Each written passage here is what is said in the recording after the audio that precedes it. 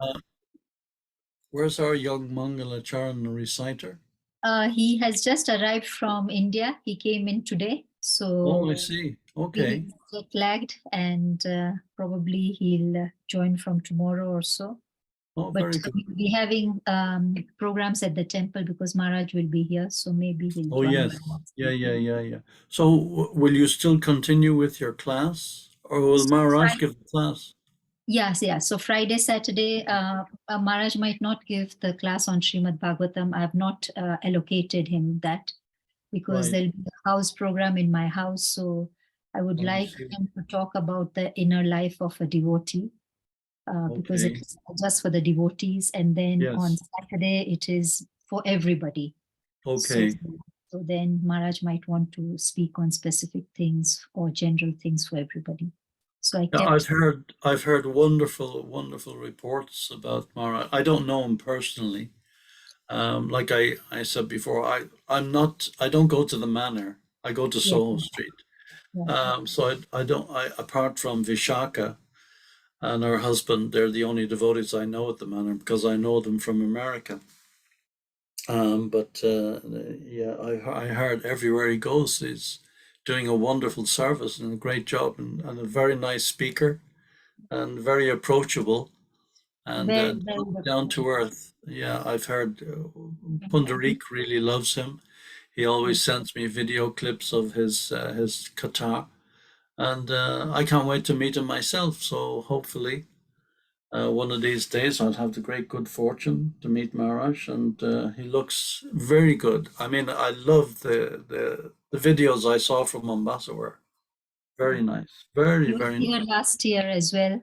He stayed with us this time also. He's going to be with us. Oh, And very good. I arranged the university program for him as well. Oh, So that everybody can get benefit and first class. university That's covers very a lot. nice. It's lovely. It's so nice to see the next generation of devotees coming up like this and being so immersed in the philosophy. It gives great, great strength to my heart to be able to see young devotees who are coming after us that maybe joined quite a long time and they're way ahead of us.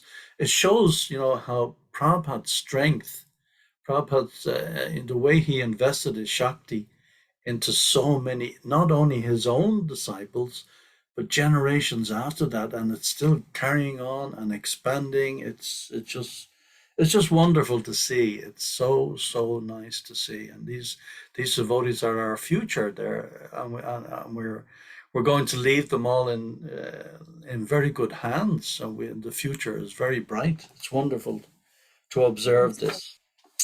So we're on. Srimad Bhagavatam, Canto 1, Chapter 15, Text 32. Continuation of the Pandavas retire timely.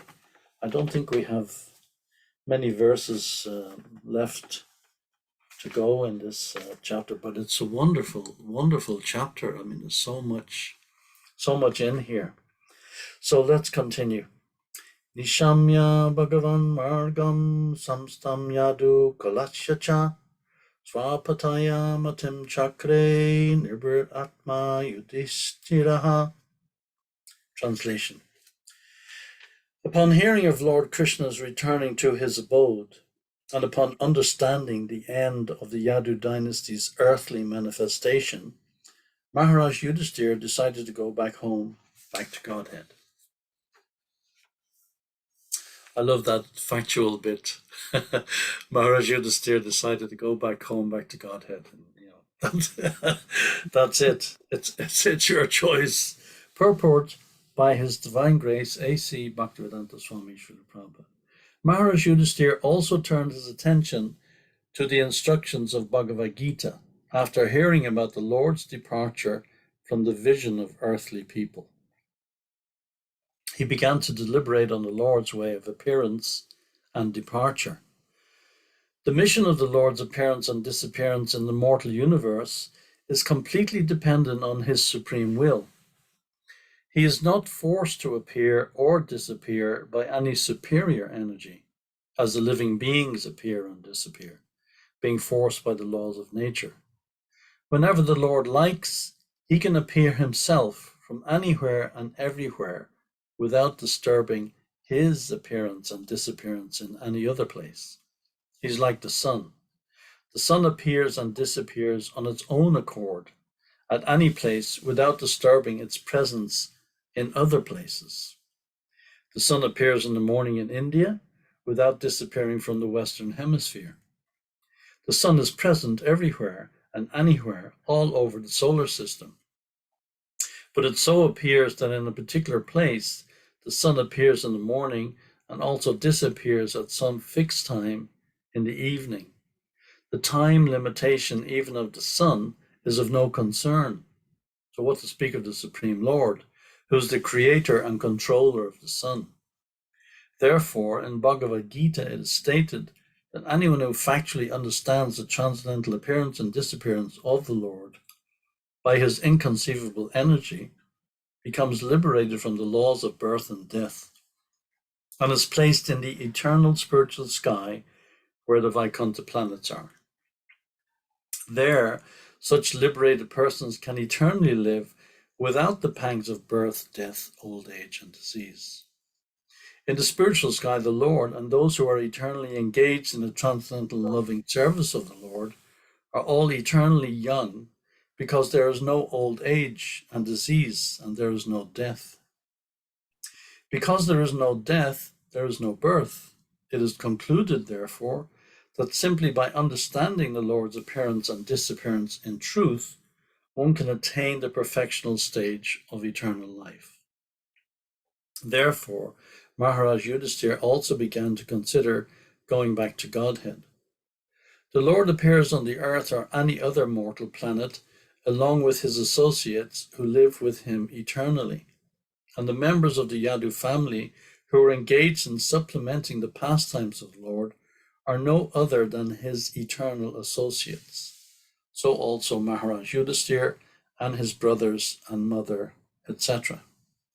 Since the appearance and disappearance of the Lord and his eternal associates are transcendental, one should not be bewildered by the external features of appearance and disappearance.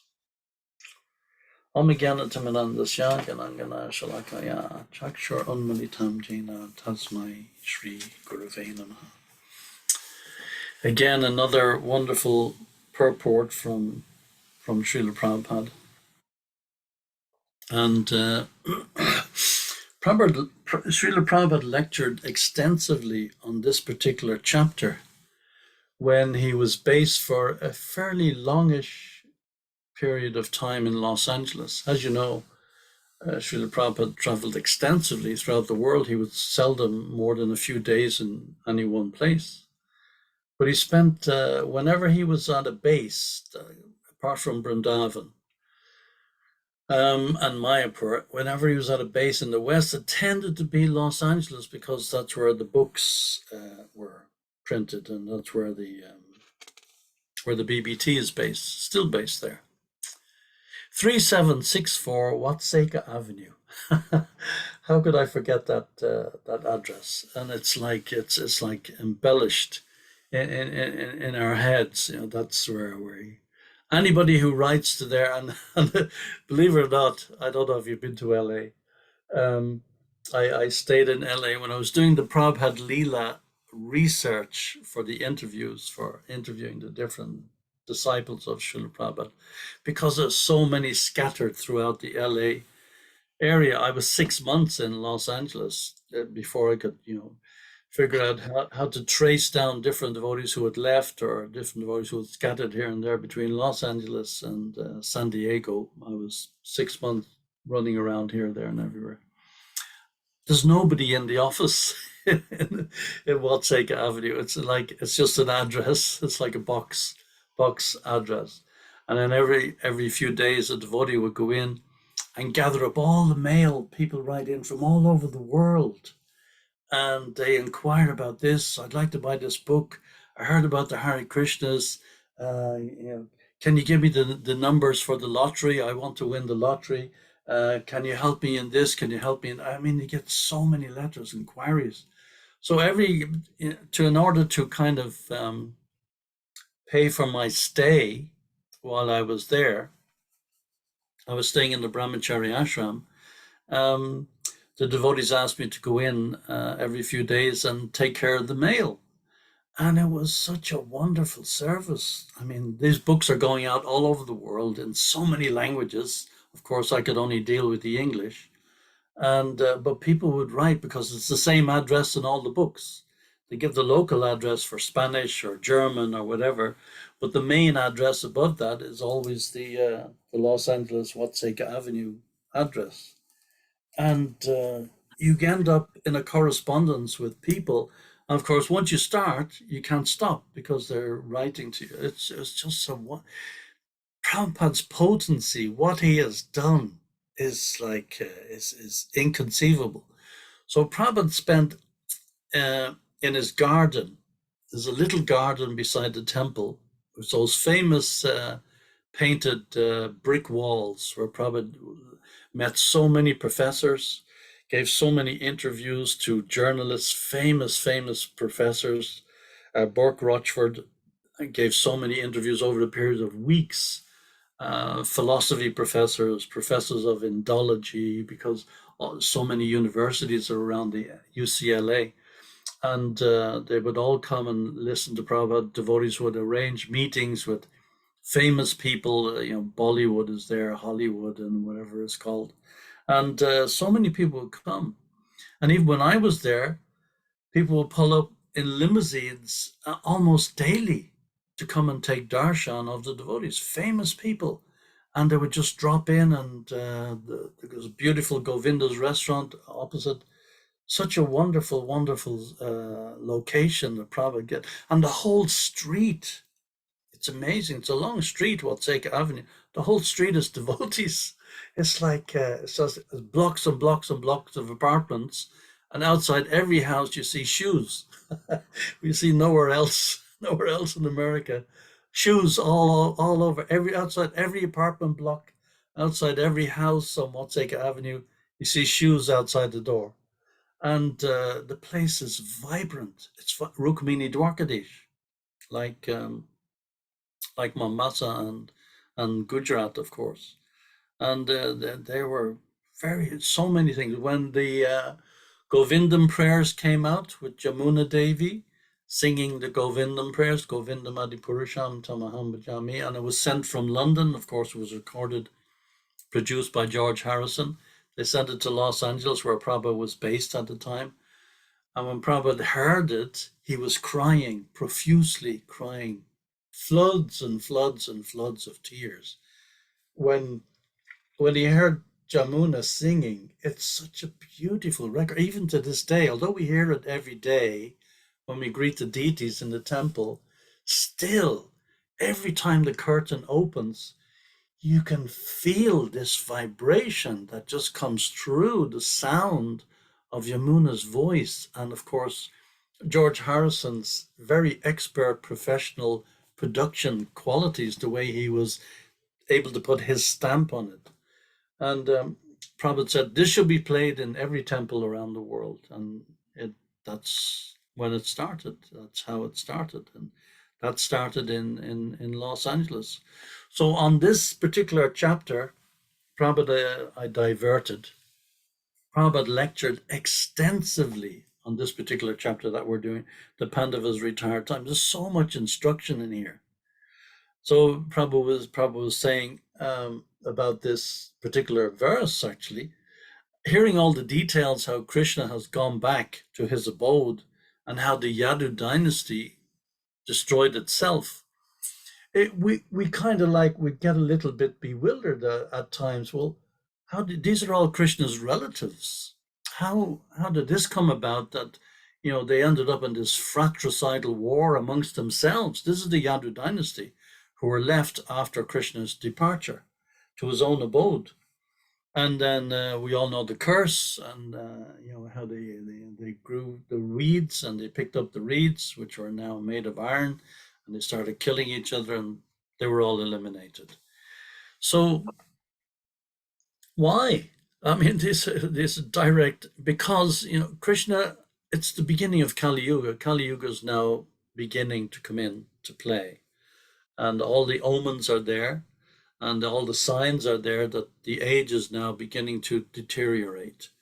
So why would Krishna's family members end up in such a situation? They all end up killing each other. Krishna couldn't leave them because the influence of Kali is so strong. They would have been the dominant force, and over a progression of time, with their descendants and their descendants and their descendants, just like we have so many people who are claiming to be descended from the six Goswamis. And whilst they may be pious people, they don't practice to the same extent as it is described in the Shastra, the way in which Lord Chaitanya and the six Goswamis themselves practiced their philosophy and practiced Krishna consciousness. So Krishna arranged it by his will that they disappeared. So then Maharaj Yudhisthira, he realizes it's my time also. Yudhisthira Maharaj is very sober and a very advanced devotee. There's also something we also have to consider. And he was thinking, okay, I've heard all the story now from Arjuna. I've heard the departure of Krishna, and Arjuna is completely, he was resigned to the fact that Krishna has left. And how did he take shelter? How do any of us take shelter? Well, in that particular case, we have to realize and understand, how did Maharaj Yudhisthira take shelter? He took shelter by remembering the Vani, the instructions of Krishna. These were personal associates of Krishna. So they're remembering the instructions. They remember the instructions of Bhagavad Gita. So this is what gives Maharaj Yudhisthira and Arjuna and all the Pandavas, this is what gives them shelter. The fact that they can remember Krishna's instructions. They can take shelter of Krishna's instructions, and they can put Krishna's instructions now into practice. Krishna is no longer here. So how did they survive now after being the personal associate of Krishna? So everyone should think like this. The Yadu dynasty, they belong directly to the Supreme Personality of Godhead. Nobody could conquer them, but still they were conquered with time. They fought amongst themselves, and then they were vanquished by the arrangement of Krishna. So everyone, all of us, we have to take shelter of Bhagavad Gita. Well, we're going to have to, give up our body at some point in time. Our body, our estate, whatever we possess, we have to give it up. So after giving it up, what next? Okay, we can think that we can understand from the philosophy, you're not the body, you're spirit soul. That's okay in theory. But then what's the practical application of having that nice little kernel of knowledge? We have to give up. If we don't give it up now, then we give it up at the time of death. We have to give up everything. Mrityu sarva haras chaham, Krishna says in Bhagavad Gita. We may try to keep in our possession whatever we've got, but at the time of death, we have to give it up. By force, it will be taken away. That is sober. So Maharaj Yudhisthira, he was sober. Somebody who's thinking, my family, my nation, my society, my bank balance, my skyscraper building, my motor car, whatever, these will save me. No, this is not possible. It's simply not possible. That is the conclusion of people who are foolish. Those who are mad. They do not see that everything that we possess will be vanquished. It will not stay.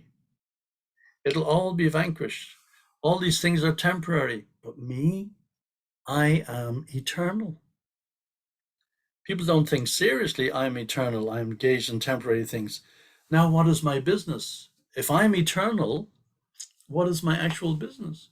What is my role?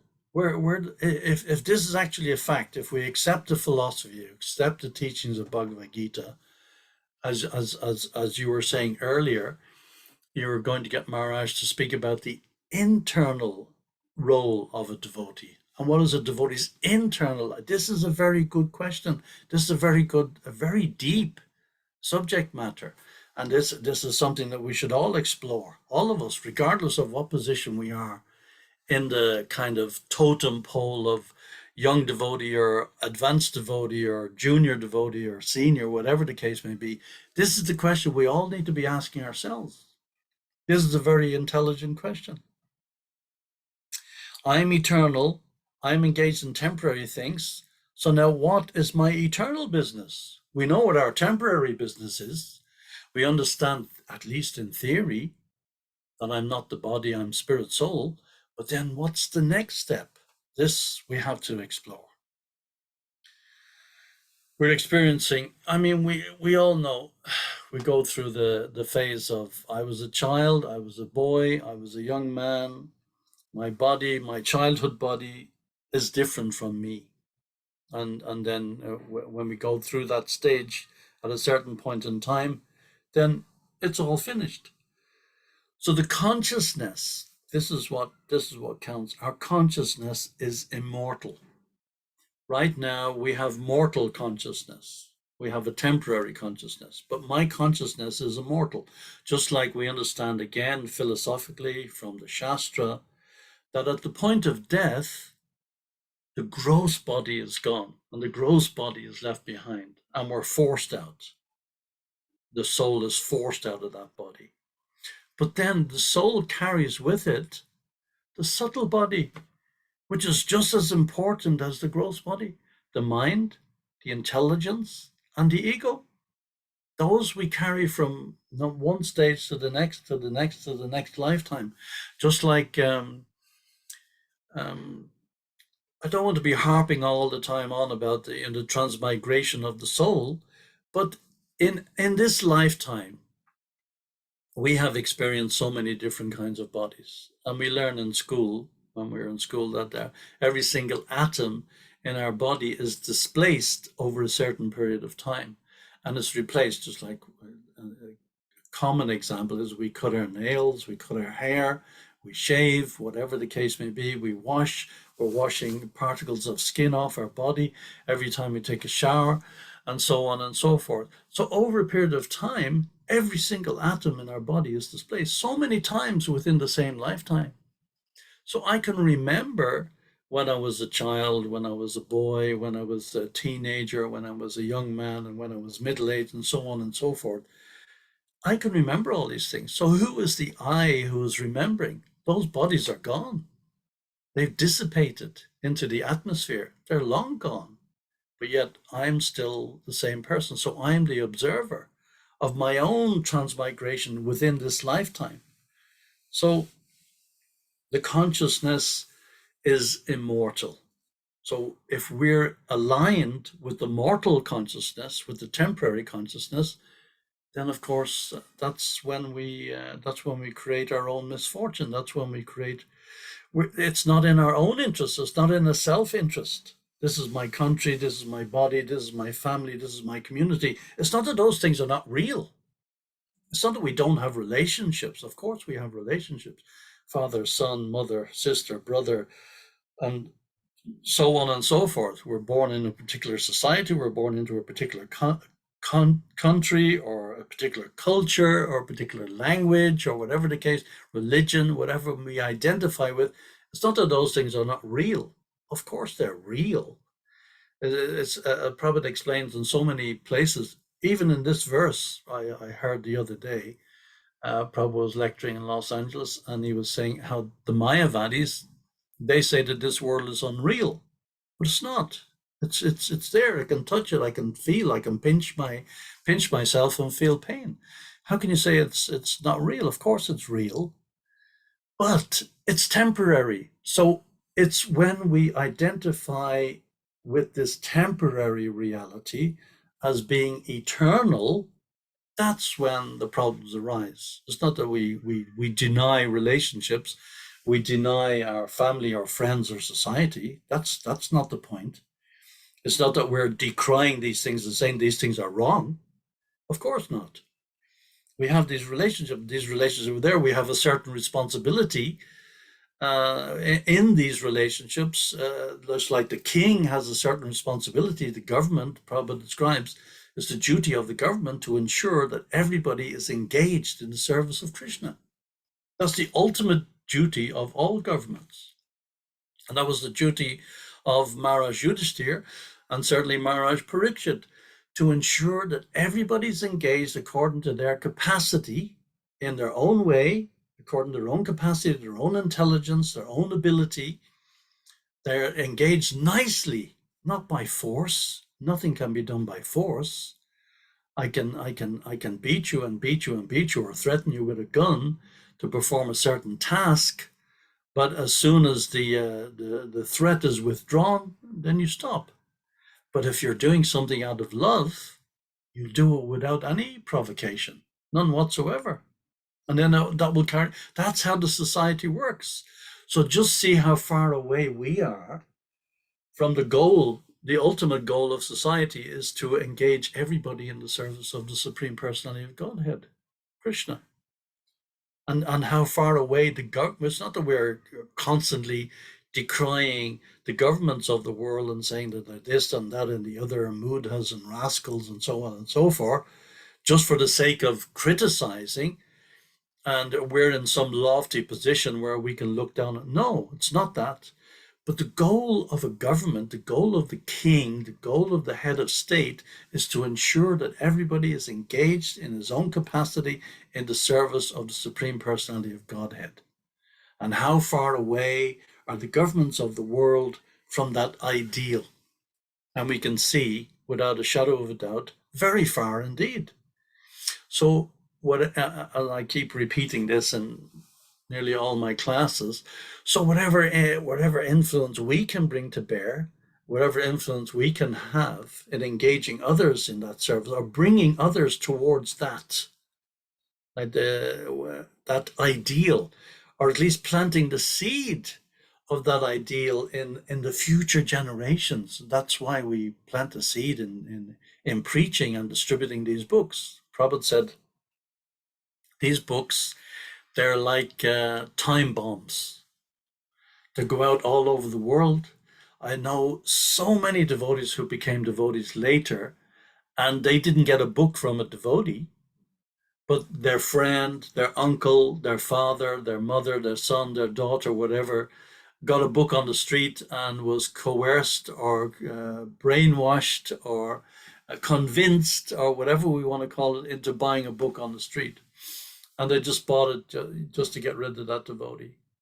And then they would bring it home, leave it on their shelf, and forget about it, never even look at it. Prabhupada said, if somebody simply picks one of my books, and I've seen this so many times when we were on the street in the early days, what we do on the street is we just hand somebody a book, say a Gita or Teachings of Queen Kunti or Science of Self, just hand them the book. And people, you hand something, you just hand it to them. You don't say a word, they take it, and then you give your little mantra, whatever it is you want to sell. No, I don't want this. And they give it back to you. Fine. Prabhupada said, simply by touching the book, they're going away from their material life and going in the opposite direction. They're heading at 1,000,000 miles an hour away from Krishna, simply by touching that book, even if they don't take it, and they're going back towards Krishna, simply by touching it. So it didn't really make any. So Prabhupada said these books are time bombs. They go out all over the world in so many languages. I don't even know the number of languages these books have been translated into.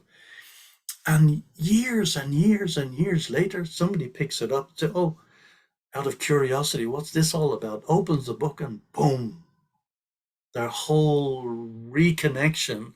They remember again their connection with the Supreme Lord. And it's like something is planted, that seed is planted, and then that seed fructifies just by reading one line. One word can transform people. I accept something now, I reject something again. So this body is being manufactured according to acceptance and rejection of my mind. Not the body, acceptance and rejections of my mind. So otherwise, we have different body. When we leave, we don't leave with the gross body, but we certainly leave with the subtle body. So this is to be understood. This basic concept that Prabhupada lectured on day in and day out. We can say, why do they keep talking about this? But it's only when we get past this, because this is gross as well as subtle. And it's only when we get past even the subtle connection that we have with the body that we can begin then to understand and realize our siddhadeha, the internal relationship that we have with the Supreme Lord. And that is something that we have to fan. That is something that we have to nurture. And it takes time. I remember some years ago, of course, this is, it's pre 9/11. It must have been in the mid 80s or early 80s. I remember I was on a flight from Athens to Nairobi, Olympic Airways. I don't even know if they still exist. And it happened to be in Ekadashi. So I had requested a fruit meal. That was the only thing I could trust on Ekadashi. So I got on the flight and took off, and then everybody had settled in. Then they started coming around with the meals. And the hostess came to me and said, "Oh, I'm really sorry. It's a big apology. We forgot to put your special meal on board, and we don't really know what to do." And I said, "Oh, it's okay. I mean, I'm going to fast anyway. I'm just having a little fruit, so it's not a big deal."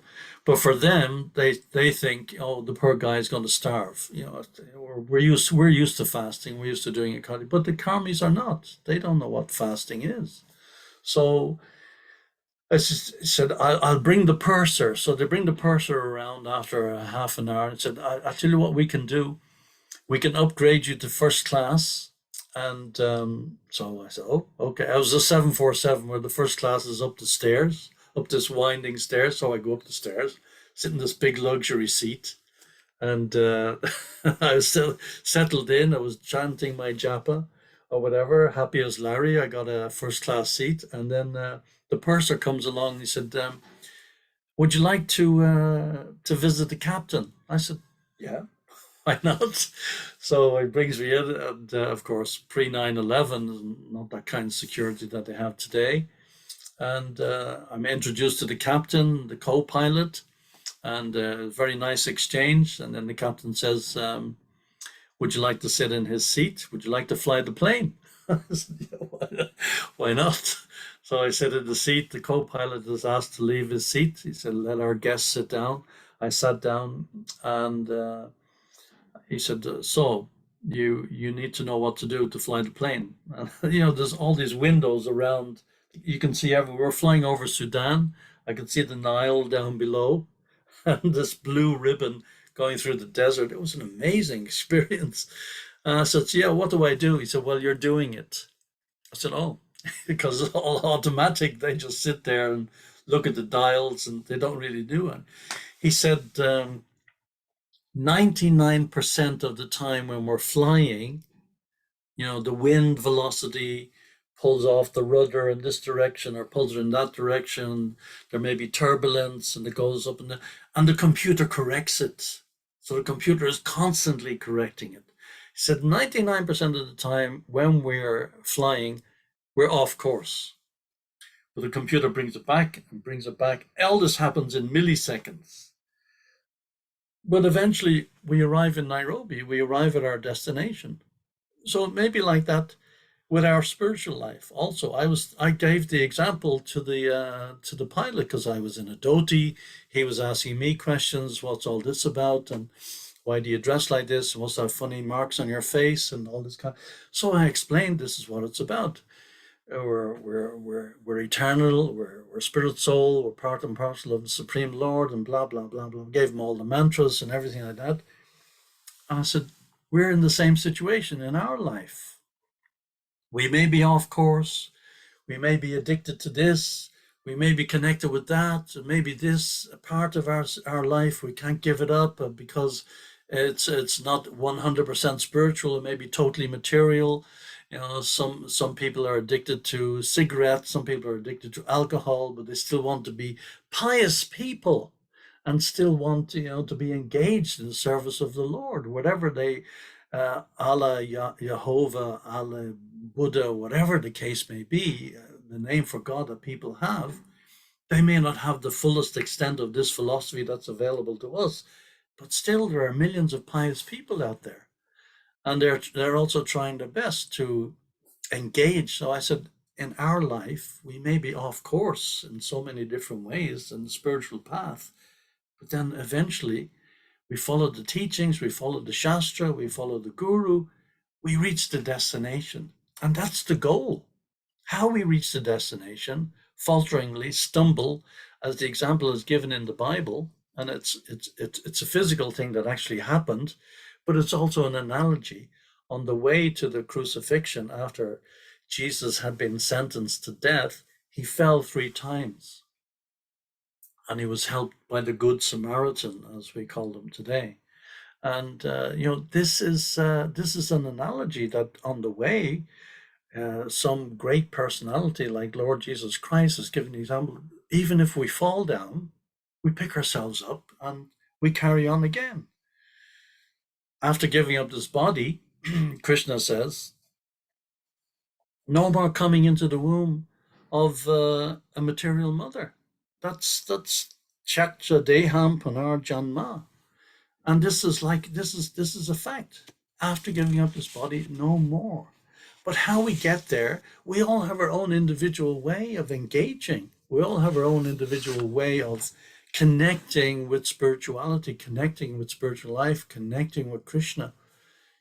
And we don't always have to do exactly the same thing as our neighbor, even the same another person sitting beside us in the temple, sitting on the floor, chanting, or in kirtan, sitting beside us or taking prasadam. Just like we all have our own individual tastes for prasadam, there's certain kind of dishes that you will like, certain kind of dishes that I will like. It doesn't mean that that it's all prasadam. So this is Krishna is teaching somewhere in the way it works. And Prabhupada is explaining in this verse that if we reach a stage, not if, when we reach a stage of perfection, and ultimately we're ready to enter into the whole Krishna Leela. Prabhupada is describing that we will take birth in the next life in one of Krishna's pastimes somewhere in some universe, in the material world. Just like there were so many millions and trillions of people on the planet at the time of Lord Krishna. So we will take part in one of those pastimes somewhere in the material world. And that way we'll be trained up. And then at the end of that lifetime, then we go on to Vaikuntha Loka in one of the spiritual kingdoms in the spiritual world, in Vaikuntha. But it's like Krishna's Leela is eternal. From the very minute, the very second that Krishna left 5,000 years ago, when he was so-called shot with the arrow of the hunter, that's just that's for the karmis to say, well, you see, he's not really God. Just Krishna says, whatever inclination you have, if you want to forget me, I give you that ability. If you want to remember me, I'll also give you that ability. Whatever you want, whatever they desire, I fulfill.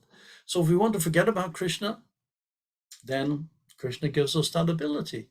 If we want to remember Krishna, depending on how sincere we are, Tesham satata yuktanam bhajatam pritipurvakam dadami buddhi yogam tam yenamam priyantite. Those who are constantly devoted to serve me with love, I give the understanding by which they can come to me. How is that possible? We're already serving Krishna with love.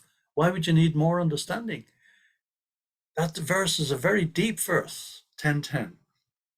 Because we go deeper and deeper and deeper with each second in the spiritual world, with each second in Vaikuntha Loka, there is a deepening of that relationship, of the eternality of that relationship, and a deepening and an expansion of the bliss that we are experiencing. It's not a constant thing. Just like in the material world, the opposite is the effect. We have constant anxiety. We have nothing but anxiety, kunta. But in the spiritual world, we have the opposite of that. We have constant expansion of the happiness and the bliss and the absolute, complete, and total enjoyment. So it's the opposite effect. We can't even begin to appreciate that.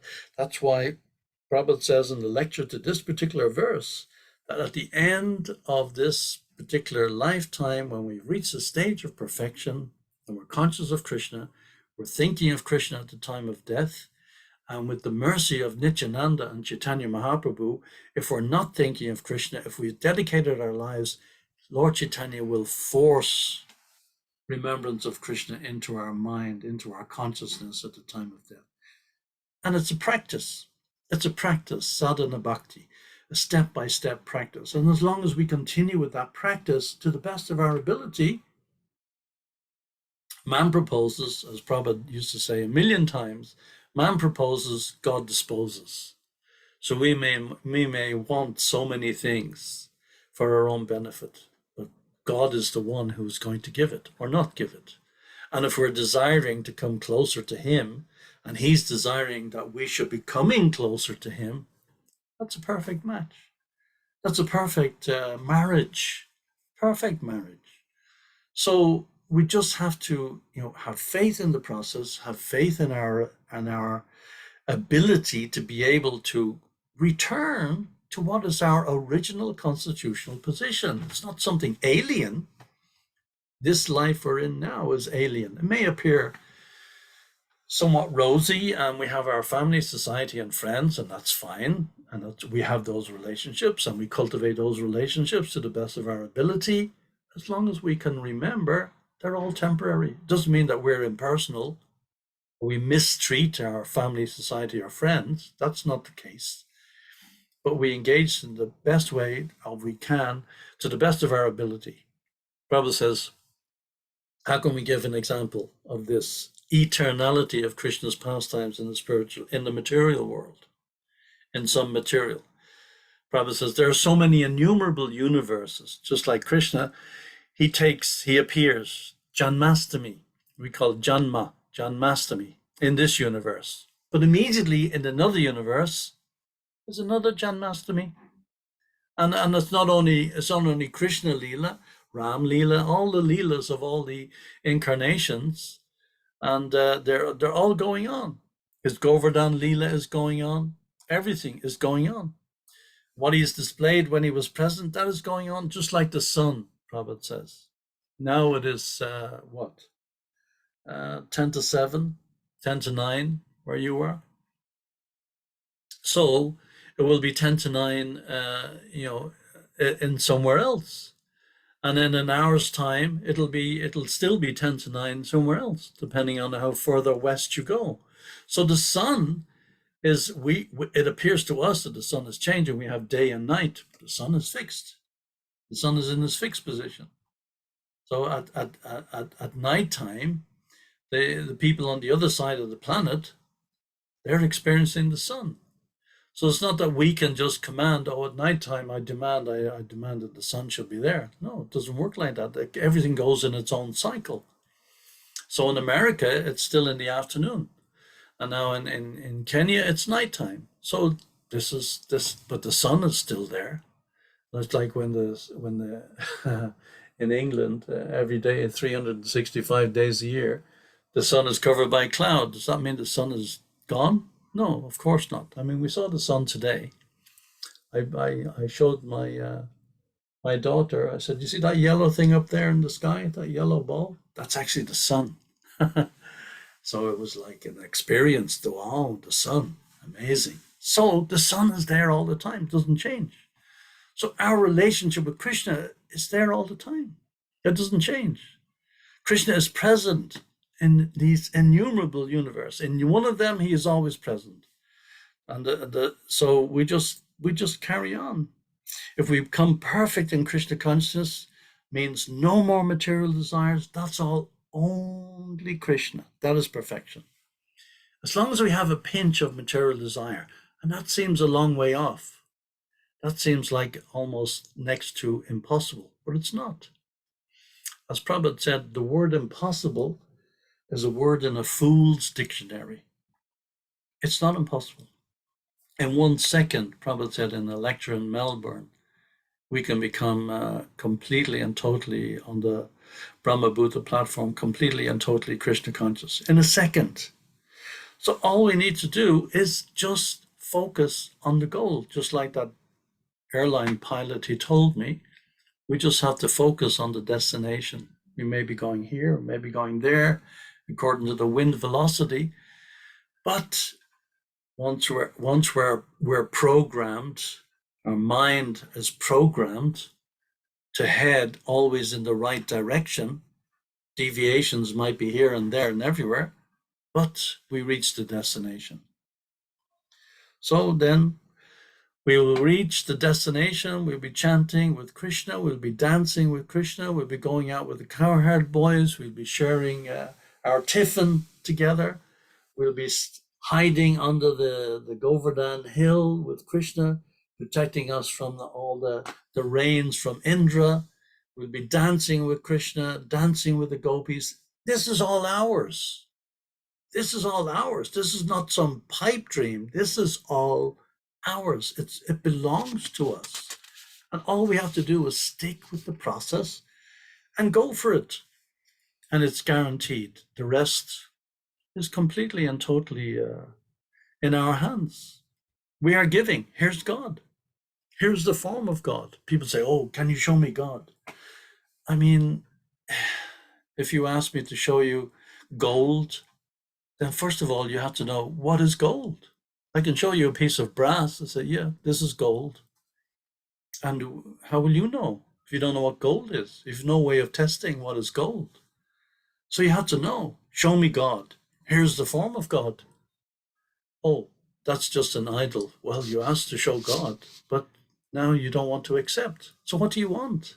Are you qualified to see God? You can't see God with these material eyes. We have to see God with spiritual vision. We can't use these material senses unless we are blessed by the mercy of the Guru. He's so nice. Krishna is so nice. He's so beautiful. We have his address. You can go there. We have his phone number. And he's not with Apple. He's not with Samsung. Direct communication. Where? Japamala. That's the direct communication. And then people say, oh, show me God. Oh, well, here's God. Come to the temple. Oh, but I don't want. Oh, Krishna, God is everywhere. Why should I go to the temple? Prabhupada said, in a lecture in Nairobi, actually, Prabhupada said this. Oh, yeah, they say, yeah, God is everywhere. Why should I go to the temple? So God is everywhere except in the temple? Is that what you're claiming? Prabhupada was so quick, so sharp. Everything was there. And in the simplest way, he didn't like mince words. You want to become a pig? Fine. Here's the facility. Become a pig. You want to become a devata? Become a devata. You want to go to Vaikuntha Loka? Go to Vaikuntha Loka. It's your choice. It's our choice. We're opening so many centers all over the world. You know, you're endeavoring to open a beautiful center in Eldoret. There's a lovely center in Nairobi, Mombasa, Kisumu. There's facility everywhere. And it's there. It's free. Come, take. Prasadam. Here's prasadam. You don't need to go outside for your nourishment, for your sustenance. Just take prasadam. But what will they take? No. Manda sumanda matayo. That's the problem. Because he's unfortunate. So unfortunate. So we have to create this fortune by the power of Guru and Krishna. We have to create this fortune. So we have to pass on this great, great, great fortune that we've been given. We have to pass it on to others. Our task is very, very responsible task. Very responsible. We have to canvas. We have to go with straw in the teeth, beg people, get out of this suffering condition, get out of this cycle of samsara. There's no need for it.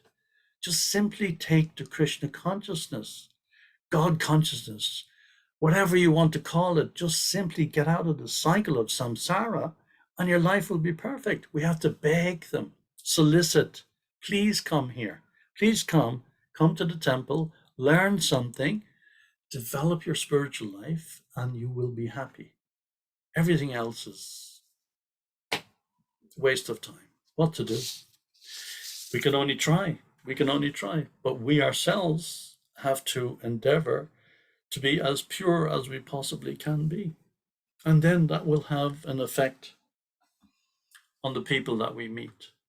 And who the devotees? I mean, I can remember the devotees I met in the very early days of my Krishna consciousness. Devotees I met on the street, who gave me a book, and then it was some 1 or 2 years later that I actually joined. It wasn't that I joined the next day. And then devotees who nurtured me in my early stages in Krishna consciousness, they may not necessarily have been, pure devotees. They were certainly wonderful devotees to be able to take the patience and the fortitude to be able to bring somebody like me into Krishna consciousness, who was completely resisting everything they ever said or tried to teach me. But it's not, man proposes, God disposes. We are just the instrument. Lord, make me an instrument of your peace. A very famous prayer from St. Francis of Assisi. And that's all we have to be. We just have to be the instrument.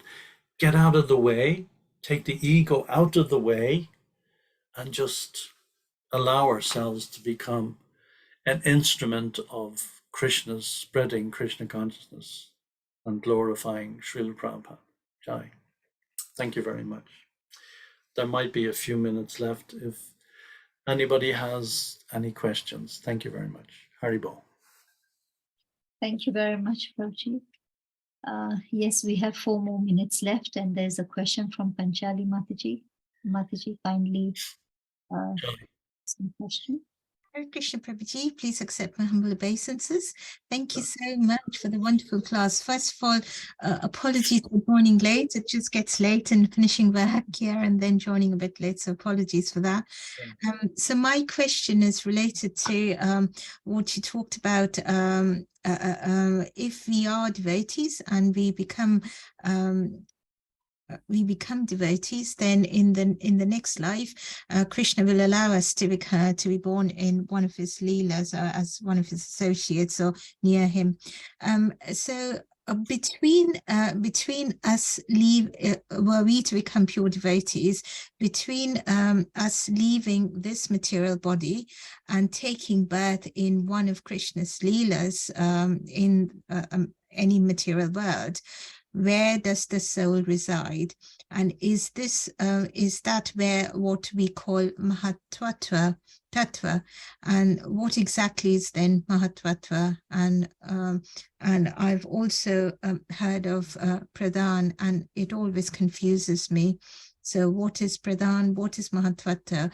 And as you mentioned, between two lives, where does the soul reside before we become trained enough to actually go back to Vaikuntha? Nice question. The transition is in many cases, and we have the examples in our own Bhagavatam, as we have been given by Srila Prabhupada. The transition can be instant. It can be instantaneous. And if the consciousness is clear enough and the consciousness is refined enough, there's no need to take another birth, even in Krishna Leela in the material world. Go straight back to Krishna Loka. If you remember from the Bhagavatam, the whole Leela of Dhruva Maharaj. Yes. Dhruva Maharaj, he wanted to have a greater kingdom than his father. He was seeking a material desire. And of course, Narada Muni, his spiritual master, he tried to put him off and tried to, get him to deviate from that, go back home, you're too young, you'll never survive in the forest, so on and so forth. And he just asked him for that mantra, Om Namo Bhagavate Vasudevaya. And Narada Muni gave him that mantra, he chanted that. And Lord Vishnu appeared to him, and then he realized, I was searching for pieces of broken glass, and now I have this diamond. what a fool I've been. So it completely depends on our consciousness. And there's there's Prahlad Maharaj, there's so many, and incidentally, all of them disciples of Narada Muni, who's the son of Lord Brahma, who himself was the son in one of his leelas, the son of a maidservant. So and who can compare to Narada Muni? How many famous disciples does Narada Muni have? So to go into another Leela in Krishna's Leela within the material sphere is to train us to reach that stage, ultimately that stage, because if there's a tinge of material desire, then of course that prohibits us from qualifying to enter directly into the spiritual sphere, into Vaikuntha Loka, into one of the planets. But if we have reached a stage where that's not even a tinge, then there's no need for training in the material, in even in the Leela, in Krishna Leela, somewhere in some universe where Krishna's Leela is being performed. There's no need for any training. We just go straight back, and it's all perfectly arranged. It depends on our desire, depends on our consciousness, depends on our commitment, and how far we can dedicate ourselves to. First of all, it's not even a question of dedication. It's up to we already know that the material world doesn't work. So what are we going to dedicate ourselves? So it's the degree to which we are attached to that even small degree of material consciousness, that's what's holding us back. So we may need a final training, and then straight back, just like and Ajamil. Look at Ajamil. Ajamil was like the most sinful person, absolutely the most sinful person, as described in Bhagavatam. And he was engaged, he gave up his family, gave up his wife, his children, gave up all his responsibilities, and took to living with a prostitute for years. And then at the time of death, he wasn't even thinking of God. He was just calling his son, Narayan, Narayan, in desperation, calling for his son to come and plead with his son to come and help him. What could his son do? Nothing. And immediately the Vishnu Dutas arrive. Immediately. I mean, that whole Leela is so encouraging for all of us. It's not that we're in the same category as Ajamil, but Ajamil was really, really a debauchee. I mean, he was far gone. There's no, I mean, almost on the demoniac platform. And he called out Narayan, his son. Wasn't even thinking of Krishna or Lord Chaitanya or Lord Nityananda or Ram or anybody. He was calling his son. Immediately he was saved by the Vishnu Dutas, who dismissed the Yamadutas, who didn't have a clue who the Vishnu Dutas were. So, wow, who are you guys? What's going on here? They were dismissed, sent back to Vidura, to Yamaraj, and who then had to teach his own disciples who these Vishnu Dutas were. And that whole conversation is there. Well, and Yamaraj is describing to the Yamadutas how glorious the Vishnu Dutas were and who is Vishnu and so on. That's an amazing conversation, an amazing Leela. And then what happened? He went to Hardwar. He realized, he saw the whole conversation between the two sides. He realized, wow, what's going on here? What have I done? So he didn't give up his body then. He went to Hardwar, perfected his life. And what happened at the end of that? A swan airplane arrives from Vaikuntha. He steps on the swan airplane, and off he's gone. So we don't need to overthink it. We don't need to intellectualize it. We don't need to embellish it with all kinds of intellectual stuff. That is there, and we dive deeper and deeper and deeper. But we dive deeper and deeper and deeper to the extent that we simplify everything in our spiritual life. So it becomes totally simple. So it becomes a natural part of the extension of our soul. It becomes an intrinsic part of who we are. We don't need to over intellectualize it. And then those are the few examples that I can think of, but there are many. There are many. If we look up the story, I was reading it yesterday, the list of Narada Muni's disciples is as long as your arm. Famous disciples. So I hope that answers your Yes, question. Prabhuji. Yes, thank you so much. Thank you. Thank you. Krishna. Haribol. Thank you very much, Prabhuji, for this excellent class, your association, your time, and your availability for us. Interest is always there in your heart, pure interest. So we really thank you for that. Can I request everybody to unmute and let's chant the Hare Krishna Maha Mantra once in glorification of Vidura Prabhu. Hare Krishna. Hare Krishna, Hare Krishna, Krishna Krishna, Hare Hare, Hare Rama, Hare Rama, Hare Hare Hare. Panchakakatare Vipasinavekta, Patitanam, Bhavnebhyo, Vaishnavebhyo, Namo Namaha. Jai. Srila Prabhupada ki. Jai. Jai. Thank you very much. Hari Hari Hibol. Praise Good Vidura Prabhu ki. Jai. Haribol. Thank Good night. you. Thank Thank you you. for your class. Hari Bol. Thank you, Haribol. Prabhuji. Hare Krishna. Thank you. Krishna.